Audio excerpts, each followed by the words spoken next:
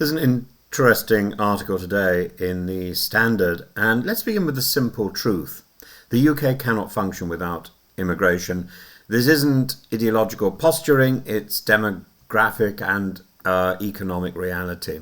And yet articles like today's in the Standard persist in framing immigration as a crisis, conflating asylum with legal immigration, ignoring the deeper economic dependency that UK now has on foreign-born workers.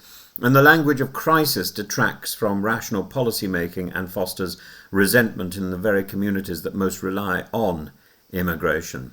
The article suggests that mass immigration has been unsustainable, that communities feel overwhelmed, and that demographic change has occurred too rapidly, and it supports this by citing small boat crossings, riots outside a migrant hotel, but this is it's anecdotal. The number of irregular arrivals, 44,125 last year, is dwarfed by the total legal migration and utterly dwarfed by need. And the article's demand that asylum seekers be housed in the constituencies of ministers is a tabloid stunt, not policy. There's no engagement with why people are coming, how they could contribute, or what our moral and legal obligations are under international law should we actually get the Home Office off its idle backside and start processing some of these claims. The author conflates asylum seekers with economic migrants, uses the presence of young men as a scare tactic, and completely fails to examine what happens if we don't take these people in. We need to be clear about this. Britain's economy, its health service, its logistics networks, its pension system require migration to survive. Over 27% of NHS nurses are foreign-born. The care sector, already 150,000 workers short, depends on migrants to avoid collapse. And according to the Office for Budget Responsibility, the average migrant contributes over £341,000 net to public finances. That's more than the average British-born citizen. Migrants are not just doctors and IT specialists, they're also fruit pickers, shelf stackers, drivers and carers, the people Britain has failed to recruit domestically, and they pay tax.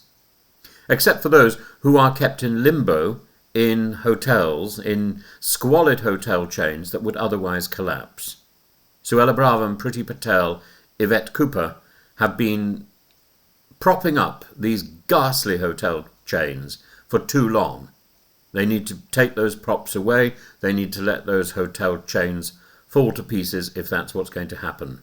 In the meantime, maybe we can do something with the remaining contracts. We can help to take the homeless off the street. We can. I'm sure there's something that we can do to ensure that we are not that we can manage the shortfall. But we need to get those asylum seekers out of the hotels. Those who don't qualify should be sent home. Those who do qualify should be given cards and gainful employment and opportunities to pay tax and to pay their way and to find accommodation in our society.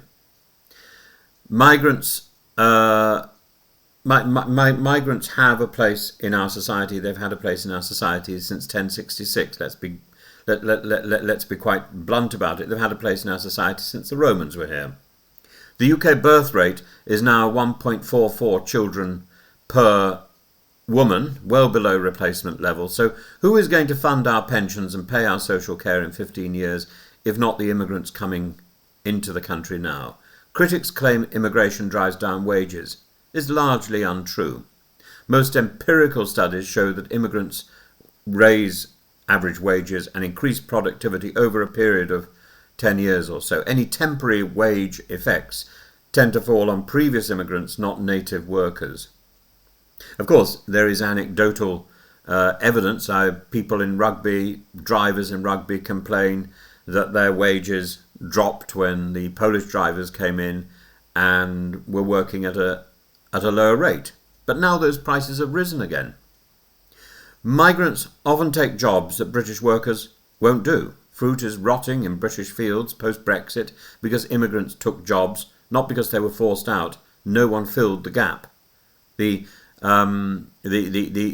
immigrants, but particularly the Europeans and the East Europeans who used to pick fruit, who used to pick flowers, a series of catastrophes, starting with George Eustace banning East European migrant workers from picking flowers and vegetables, seasonal fruit.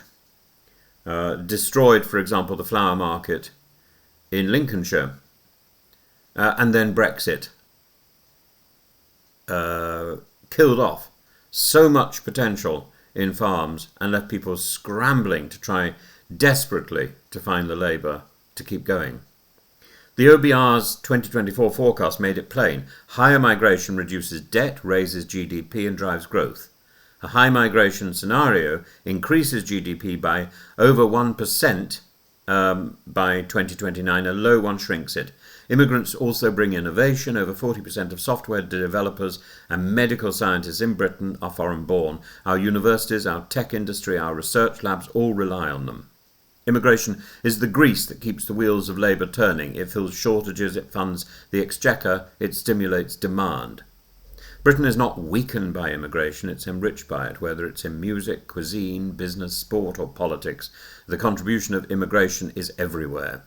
A nation is not strong because it closes its borders, it's strong when it has the confidence to be open, pragmatic and inclusive. Yes, migration causes pressures, but so does housing policy, tax policy, cuts to local government. Immigration is too often a scapegoat for broader policy failures and for the failure of the government. The Standard article misses the point entirely. The real scandal is not that there are too many migrants arriving, it's that we are failing to integrate them, we are failing to house them, we are failing to value them. And if we want to avoid future unrest, we must stop blaming migrants and start building a system that recognises immigration for what it is, a necessity, not a problem.